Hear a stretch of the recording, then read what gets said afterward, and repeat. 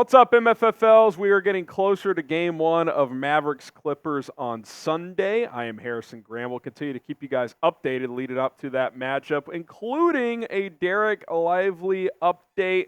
He was a full participant in practice on Tuesday, which would lead one to believe he's on track to return and play in Game 1. He obviously has been dealing with a minor injury. Obviously also had his mother that passed away. That was tragic personal news that he's been dealing with as well, but the fact that he was on the court and sounded like he was a full go leads me to think he will be flying with the team later this week and play in Game 1, and there's just no doubt about it. When he's healthy, that gives this team a huge boost. He was a starter most of the season. Obviously, they pivoted to Gafford as the starter to kind of get him more involved, and that really has made a difference, and Lively's still really been impactful off the bench, and with him out there, I think this is kind of what you're looking at as your potential playoff rotation. You've got your starting five, which has been this during this hot streak: Luka, Kyrie, Jones, Washington, and the Gafford at the 5. Exum's probably your first guy off the bench. Lively, your backup center. Kleber's going to have his role. And then, the unknown of how do they combine/utilize the minutes of Tim Hardaway Jr. and Josh Green, with Green just re-entering the fold.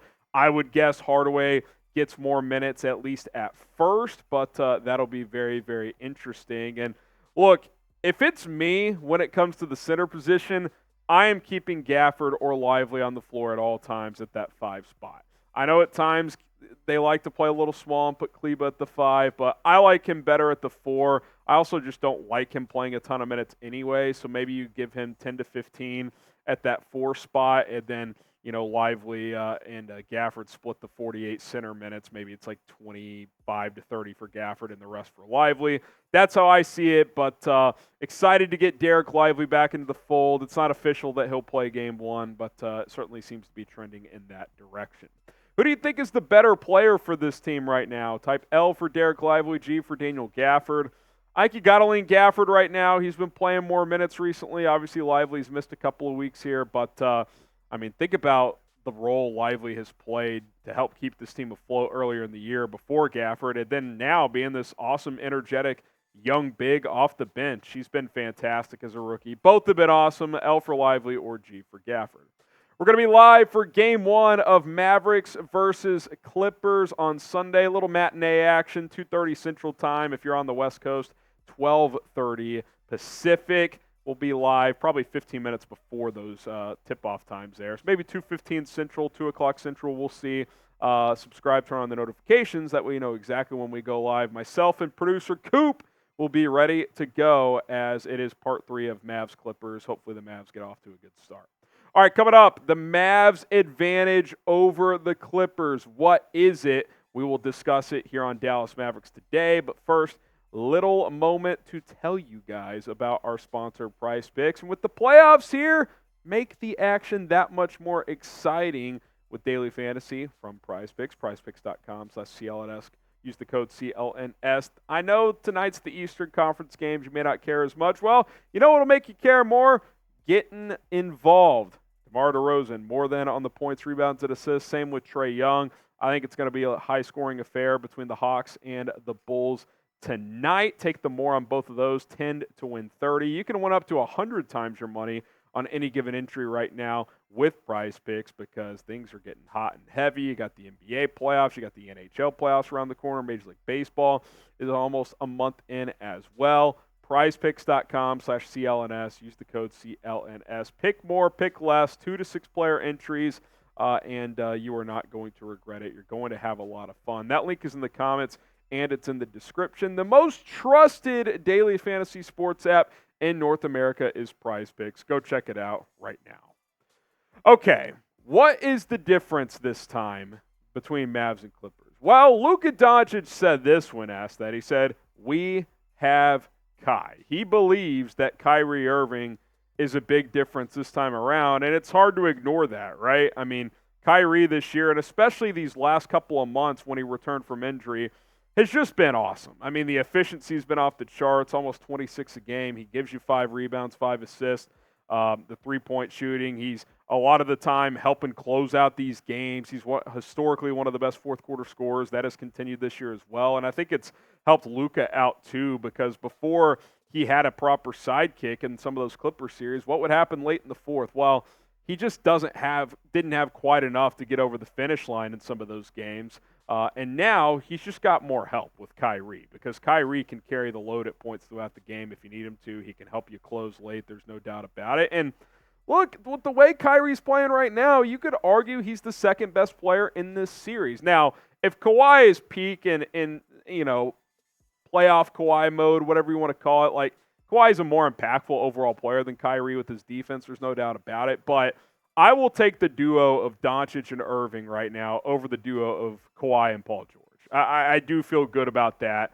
And the better duo is probably going to win this series. So we'll see how it plays out. But if Kyrie continues to score at an efficient clip and is able to help close these games out, I mean, that is going to be absolutely fantastic. He has been a great leader since joining Dallas, something that I did not expect, if I'm being honest. Like, I had concerns about the locker room fit and if he'd be reliable. And look, he certainly has missed time. He's a guy who gets injured a decent amount, but I give him a lot of credit. I was concerned about how things would fit on and off the court. And look, play style too with Luka. I mean, they're both guys throughout their careers that need the ball in their hands, and both have figured out how to play off ball effectively. So that's a testament to what they've been able to build as a partnership, and hopefully that carries over into the postseason starting on Sunday.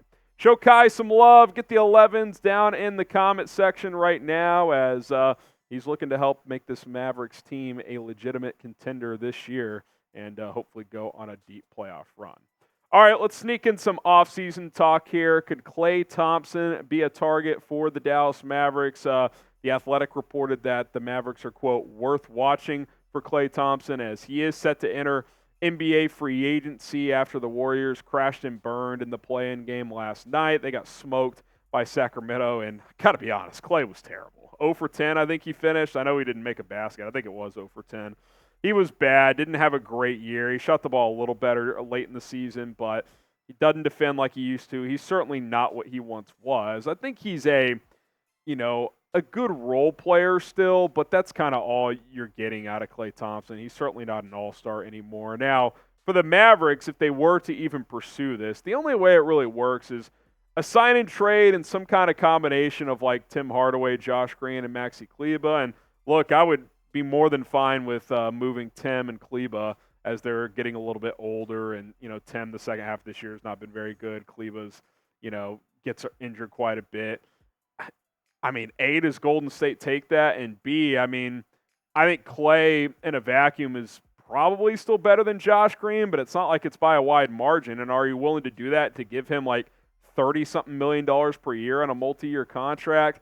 I don't know if I'm doing that. Like, I respect Klay and his career. He's going to the Hall of Fame, all that stuff, but he's just not what he was. I mean, if you watch the Warriors this year, and really at times last year, it's been a fairly quick decline from him. So I'll be curious to see how that plays out. Steph and Dre are certainly pushing to bring him back. But, man, if I'm the Warriors, I think it's time to shake things up.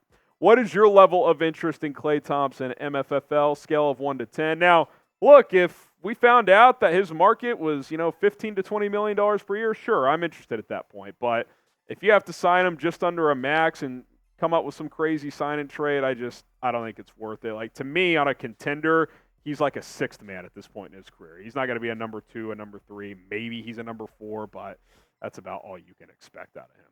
All right, that's going to do it. Again, Game 1 on Sunday. We'll have at least 1, if not 2 or 3 videos before then as well here on Mavericks Today. So be sure to subscribe and turn on those notifications. We'll see you guys soon.